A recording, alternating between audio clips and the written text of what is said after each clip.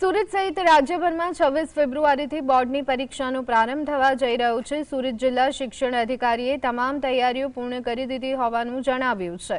ધોરણ 10માં 92,228, ધોરણ 12 સામાન્ય પ્રવાહમાં 51,600, વિજ્ઞાન પ્રવાહમાં 17,140 એમ કુલ 1,61,020 વિદ્યાર્થીઓ 5,653 બ્લોક્સમાં પરીક્ષા આપશે। રાજ્યમાં સૌથી વધુ વિદ્યાર્થીઓ સુરતમાં નોંધાયા। તમામ કેન્દ્રો અને વર્ગખંડોમાં सीसीटीवी व्यवस्था गोठवाई है।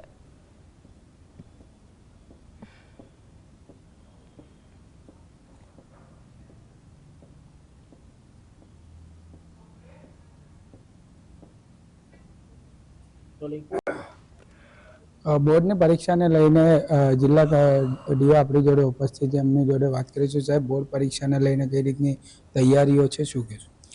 ગુજરાત માધ્યમિક અને ઉચ્ચતર માધ્યમિક શિક્ષણ બોર્ડની પરીક્ષાઓ 26 ફેબ્રુઆરીથી શરૂ થઈ રહી છે।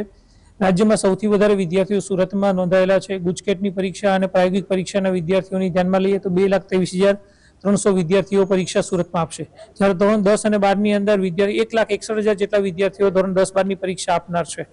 91,000 વિદ્યાર્થીઓ ધોરણ 10માં પરીક્ષા આપશે, 45,000 કરતાં વધારે વિદ્યાર્થીઓ ધોરણ 12 સામાન્ય પ્રવાહમાં અને 17,000 કરતાં વધારે વિદ્યાર્થીઓ ધોરણ 12 વિજ્ઞાન પ્રવાહમાં પરીક્ષા આપશે। આ વિદ્યાર્થીઓ માટે સંપૂર્ણ પરીક્ષાની તૈયારીઓ થઈ ચૂકી છે। વિદ્યાર્થીઓ બૂટ મોજા પહેરીને વર્ગખંડની અંદર પ્રવેશ લઈ શકશે તેવી પરીક્ષા સમિતિ દ્વારા નિર્ણય કરવામાં આવ્યો છે।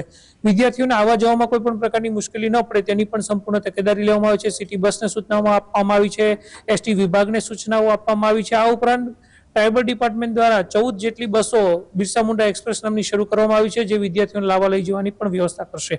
આરોગ્ય વિભાગની ટીમ પણ સંપૂર્ણ રીતે સજ્જ છે। કોઈ પણ વિદ્યાર્થીઓને કોઈ પણ પ્રકારની મુશ્કેલી ન પડે તે માટેની સંપૂર્ણ તૈયારીઓ કરવામાં આવી છે।